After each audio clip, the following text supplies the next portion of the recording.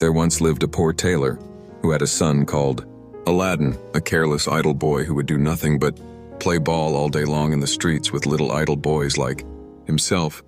This so grieved the father that he died. One day, a stranger asked him his age, and if he was not the son of Mustafa the tailor. "I am, sir." On this, the stranger, who was a famous African magician, "I am your uncle, and knew you from your likeness to my brother." Aladdin ran home and told his mother of his newly found uncle, but I always thought it was dead. She prepared supper, who came laden with wine and fruit, bidding Aladdin as he had been 40 years out of the country, and asked him his trade, at which the boy hung his head, while his mother burst into tears. The next day, the magician led Aladdin into some beautiful gardens a long way outside the city gates. They sat down by a fountain, and the magician pulled a cake from his girdle, which he divided between them. They then journeyed onward till they almost reached the mountains. Aladdin was so tired that he begged to go back, but the magician beguiled him with pleasant stories. At last they came to two mountains divided by a narrow valley. When it was lit, the magician threw on it a powder he had about him. The earth trembled a little and opened in front of them, disclosing a square flat stone with a brass ring in the middle to raise it by. But the magician caught him and gave him a blow that knocked him down, whereupon the magician said more kindly, "Beneath this stone lies a treasure which is to be yours." At the word treasure, Aladdin forgot his fears, saying the names of his father and grandfather, and some steps appeared. Aladdin found everything as the magician had said, gathered some fruit off the trees. Having got the lamp, "Make haste and give me the lamp." The magician flew into a terrible passion. The magician left Persia forever, but a cunning magician lamp, which would make him the most powerful man in the world. Though he alone knew where to find it, he could only receive it from the hand of another. He had picked out the foolish Aladdin for this purpose, intending to get the lamp and kill him afterward. For 2 days, Aladdin remained in the dark, crying and lamenting. At last, he clasped his hands in prayer, and in so doing rubbed the ring which the magician had forgotten to take from him. Immediately, an enormous lamp, which would make him the most powerful man in the world. Though he alone knew where to find it, he could only receive it from the hand of another. He had picked out the foolish Aladdin for this purpose, intending to get the lamp and kill him afterward. For 2 days, Aladdin remained in the dark, crying and lamenting. At last, he clasped his hands in prayer, and in so doing rubbed the ring which the magician had forgotten to take from him. Immediately, an enormous and frightful genie rose out of the earth, saying, "What wouldst thou with me? I am the slave of the ring, and will obey thee in all things." Aladdin fearlessly replied, "Deliver me from this place." Whereupon the earth opened, and he found himself outside. As soon as his eyes could bear the light, he went home, but fainted on the threshold. When he came to himself, he told his mother what had passed and showed her the lamp and the fruits he had gathered in the garden, which were, in reality, precious stones. He then asked for some food. "Alas, child," she said, "I have nothing in the house, but I have spun a little cotton and will go and sell it." Aladdin bade her keep her cotton, for he would sell the lamp instead. As it was very dirty, she began to rub it, that it might fetch a higher price. Instantly, a hideous genie appeared and asked what she would have. She fainted away, but Aladdin, snatching the lamp, said boldly, "Fetch me something to eat."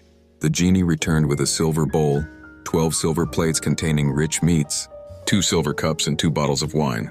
Aladdin's mother, when she came to herself, said, "Whence comes this splendid feast?" "Ask not, but eat," replied Aladdin. So they sat at breakfast till it was dinner time, and Aladdin told his mother about the lamp. She begged him to sell it and have nothing to do with devils. "No," said Aladdin, "since chance hath made us aware of its virtues, we will use it, and the ring likewise, which I shall always wear on my finger." When they had eaten all the genie had brought, Aladdin sold one of the silver plates, and so on, until none were left. He then had recourse to the genie, who gave him another set of plates, and thus they lived for many years. One day Aladdin heard an order from the Sultan proclaim that everyone was to stay at home and close his shutters while the princess, his daughter, went to and from the bath. Aladdin was seized by a desire to see her face, which was very difficult as she always went veiled. He hid himself behind the door of the bath and peeped through a chink. The princess lifted her veil as she went in and looked so beautiful that Aladdin fell in love with her at first sight. He went home so changed that his mother was frightened. He told her he loved the princess so deeply that he could not live without her and meant to ask her in marriage of her father. His mother, on hearing this, burst out laughing, but Aladdin at last prevailed upon her to go before the Sultan and carry his request. She fetched a napkin and laid in it the magic fruits from the enchanted garden, which sparkled and shone like the most beautiful jewels. She took these with her to please the Sultan and set out, trusting in the lamp. The Grand Vizier and the Lords of Council had just gone in as she entered the hall and placed herself in front of the Sultan. He, however, took no notice of her. She went every day for a week and stood in the same place. When the council broke up on the 6th day, the Sultan said to his vizier, "I see a certain woman in the audience chamber every day carrying something in a napkin. Call her next time, that I may find out what she wants." Next day, at a sign from the vizier, she went up to the foot of the throne and remained kneeling till the Sultan said to her, "Rise, good woman, and tell me what you want." She hesitated, so the Sultan sent away all but the vizier and bade her speak frankly, promising to forgive her beforehand for anything she might say. She then told him of her son's violent love for the princess. "I prayed him to forget her," she said, but in vain. "He threatened to do some desperate deed if I refused to go and ask your majesty for the hand of the princess. Now I pray you to forgive not me alone, but my son Aladdin." The Sultan asked her kindly what she had in the napkin, whereupon she unfolded the jewels and presented them. He was thunderstruck, and turning to the vizier said, "What sayest thou? Ought I not to bestow the princess on one who values her at such a price?"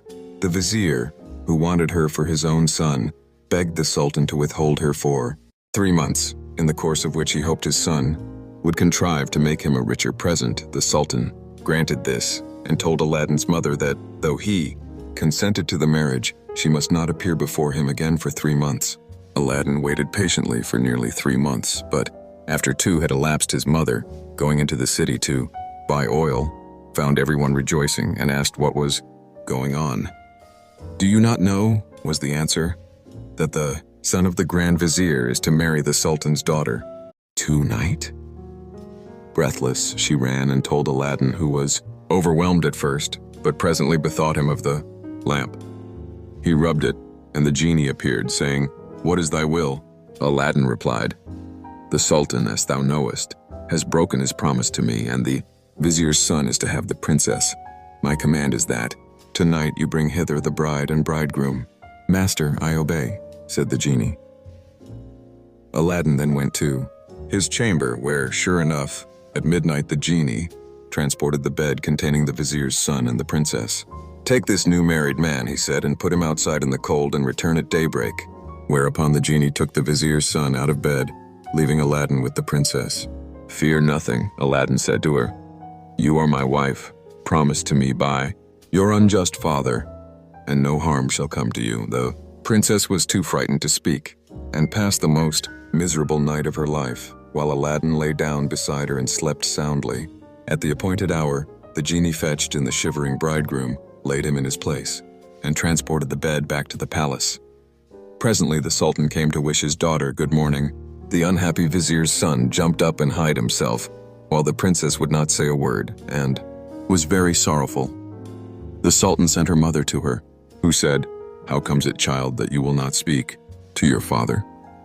What has happened?" The princess sighed deeply, and at last told her mother how during the night the bed had been carried into some strange house and what had passed there. Her mother did not believe her in the least, but bade her rise and consider it an idle dream. The following night exactly the same thing happened, and next morning, on the princess's refusal to speak, the Sultan threatened to cut off her head. She then confessed all, bidding him to ask the vizier's son if it were not so. The Sultan told the vizier to ask his son, who owned the truth, adding that dearly as he loved the princess, he had rather die than go through another such fearful night and wished to be separated from her. His wish was granted, and there was an end to feasting and rejoicing. When the 3 months were over, Aladdin sent his mother to remind the Sultan of his promise. She stood in the same place as before, and the Sultan, who had forgotten Aladdin, at once remembered him and sent for her.